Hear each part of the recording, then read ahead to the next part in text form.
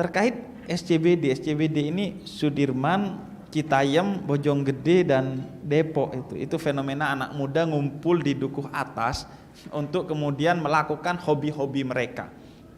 Maka menurut saya begini, Bu.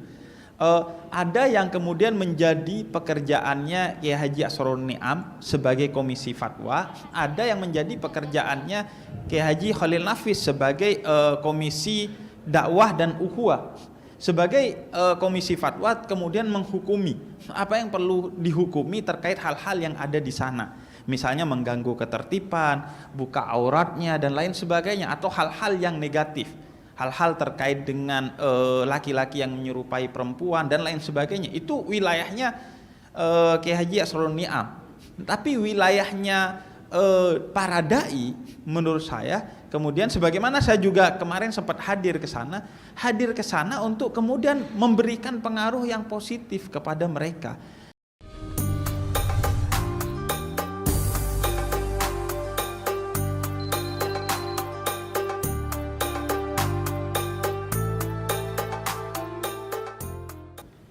Pertama soal dai dan mufti, memang saya sering rangkum dengan bahasa dai ini adalah penyambung lidah mufti. Karena itu seorang dai dalam menyampaikan fatwa-fatwa dia harus merujuk kepada fatwa-fatwa yang telah ada sebelumnya, sehingga fungsi dia tetap hanya menyampaikan apa yang sudah ditetapkan oleh mufti-mufti atau ulama-ulama atau lembaga-lembaga yang telah menetapkan fatwa-fatwa tersebut. Kemudian juga bahwa tadi seperti disampaikan Kiai Asrorun Niam, kalaupun kita tidak masuk ke dunia digital karena keinginan kita memperluas dimensi dakwah kita, suatu hari kita akan dipaksa masuk ke sana oleh orang-orang yang di luar kendali kita, yang itu bisa buruk bagi kita. Seperti tadi orang yang ngevideoin kita ketika ceramah kemudian di-share. Maka kalau kita gak punya tim, gak punya kesadaran digital, suatu hari itu akan tersebar secara random di luar kendali kita yang kontraproduktif bagi dakwah kita, bahkan bagi diri kita. Karena yang menyebarkan adalah orang-orang yang bukan bagian dari tim kita. Karena itu, kalaupun kita tidak mau, suatu hari kita akan dipaksa untuk membuat tim kecil, misalnya hanya satu orang, untuk mengamankan dakwah digital kita. Karena kalau enggak, sekarang di mana-mana itu kamera ada ketika kita dakwah. Bahkan yang disampaikan Dr. Wiwi Siti Sajarah tadi, itu di Zoom kan ceritanya, di forum Zoom itu direkam oleh salah satu mahasiswanya dan disebarkan. Nah, karena itu penting itu kepemilikan. Makanya saya juga mendorong misalnya one pesantren, one studio.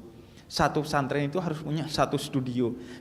Kalau bisa kita pun di rumah itu punya satu studio kecil di pojok rumah, agar bisa kalau udah ada studio yang gak diniatkan jadi ada. Tapi kalau gak ada studionya, yang sudah diniatkan bisa jadi gak jadi. Nah, karena itu penting, mudah, murah dan efektif. Di rumah aja, gak usah ketemu jamaah banyak, gak usah transport, akomodasi dan lain sebagainya, tapi bisa bicara ke ratusan ribu orang gitu. Atau mengajak kolaborasi teman-teman, kayak tadi Ibu di TikTok itu banyak anak-anak muda yang pengen belajar agama, pengen menyebarkan ilmu agama.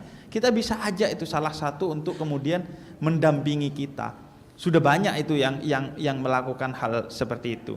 Nah, terkait SCBD ini Sudirman, Citayam, Bojonggede dan Depok itu fenomena anak muda ngumpul di dukuh atas untuk kemudian melakukan hobi-hobi mereka. Maka menurut saya begini, Bu. Ada yang kemudian menjadi pekerjaannya Kiai Haji Asrorun Niam sebagai komisi fatwa, ada yang menjadi pekerjaannya Kiai Haji Khalil Nafis sebagai komisi dakwah dan ukhuwah. Sebagai komisi fatwa kemudian menghukumi apa yang perlu dihukumi terkait hal-hal yang ada di sana.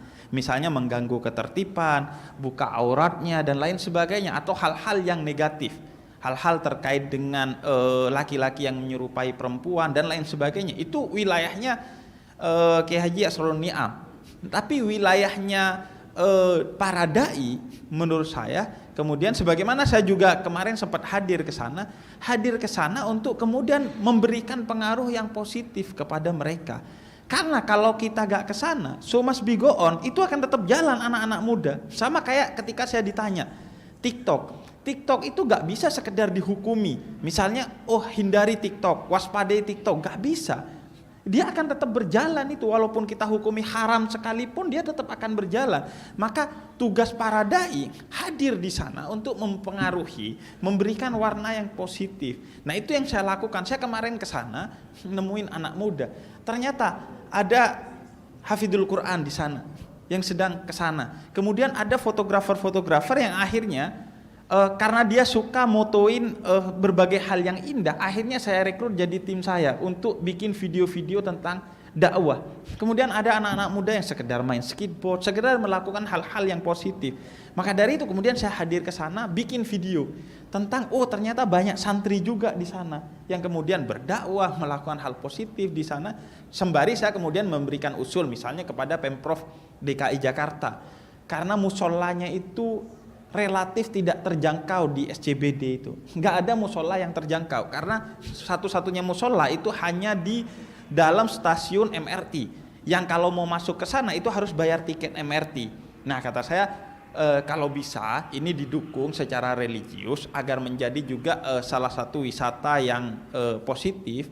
Ya udah dibangunkan musola darurat gitu di sekitar sana agar anak-anak muda ini yang mau sholat itu bisa langsung punya akses. Karena kadang kalaupun sudah mau tapi musolanya jauh, kadang mengurungkan niatnya itu anak muda itu karena musola aksesnya jauh. Nah karena itu saya kira fenomena anak muda yang seperti itu tidak bisa dihindarkan dan tidak bisa hanya sekedar dihukumi, maka perlu direhabilitasi. Perspektifnya merehabilitasi gimana kemudian tren yang ada itu kemudian sebagai sebuah ombak kita naik berselancar di sana, mempengaruhi mereka agar menjadi lebih positif. Karena kalau cuman dihukumi, sebenarnya ada slide saya di sana, kalau cuman dihukumi anak muda itu pasti menghindar dari kita. Karena itu yang membuat jarak antara seorang dai kadang dengan anak muda. Karena dai itu hanya sekedar menghukumi, tidak memberikan solusi. Biasanya saya sering menyampaikan apa yang terjadi kepada Nabi Muhammad ketika seorang badui masuk ke majelisnya Nabi Muhammad dan nanya, ini nabinya yang mana? Saking tidak ada bedanya antara Nabi dengan para sahabat dalam berpakaian, dalam berbicara, dalam duduk dan lain sebagainya. Nah karena itu kadang kita lupa bahwa Nabi itu gak punya murid, gak punya santri, punyanya sahabat. Bagaimana kita dengan orang yang kita dakwai itu menjadi seperti sahabat agar kita bisa dekat khususnya kepada kalangan milenial. Itu mungkin dari saya.